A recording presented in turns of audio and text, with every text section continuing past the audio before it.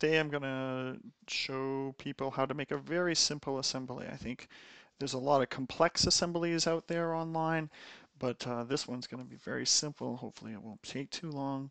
I won't be using many of the features of Fusion 360, but I think there are sometimes when people have something with 3 or 5 parts and they want them to go together, and this tutorial may help with that. So I'm going to go to click on this. I have named it already. That's important that you've saved it, and it's making a simple assembly.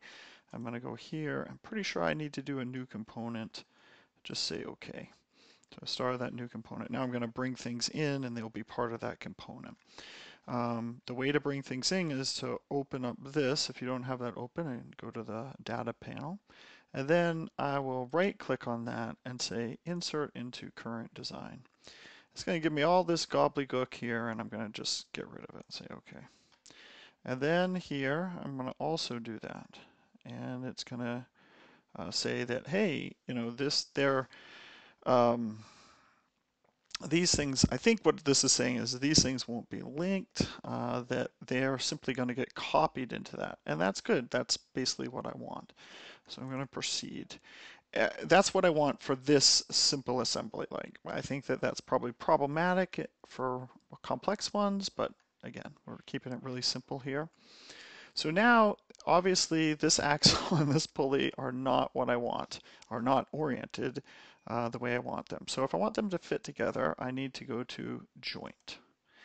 And that's something that is confusing sometimes, because I think we go here to assembly and think we can make that work, but you need to go to joint. How are they going to fit together?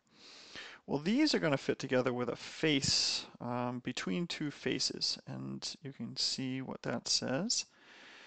And now I'm going to select that, and I'm going to say I want that face and that face. It's going to give me a point here. It's going to say, where do you want that to snap to? And there's only one place that could be. It's right here.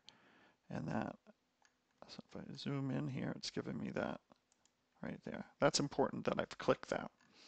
Now, I'm going to come over here, and I'm going to do the same thing with a pulley between two faces. And I can't think of a good way to explain why it's between two faces other than there's a point between those two faces and between the ends of the axle that's going to be right in the center of that pulley.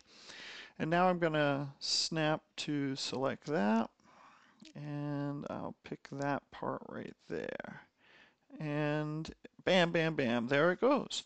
And I'm going to say OK. Okay, so I've got that together.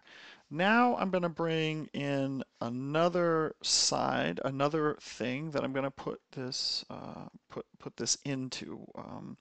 So I'm going to insert this, insert into current design, and again, it's an oddly placed and everything. We don't need to really worry about where it's placed. We're going to work with that.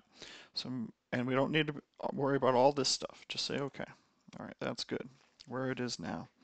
Some people will move it away and stuff, and that's probably not the worst idea. But I want to take that, and I want it to be placed in there. It's going to go into there.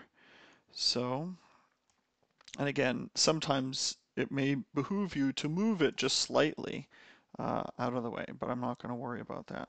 So what I want to say is that this is a joint, and that joint is going to be a simple joint. There's going to be two places that it goes together and joins. So I'm going to select the end right there, that circle. Okay.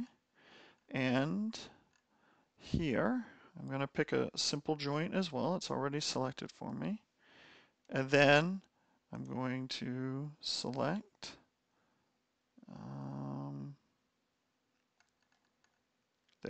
there we go. And now it's going to move in there. And when I first started doing this, I was pretty upset because it was like, I already made that in assembly, and why isn't it gone?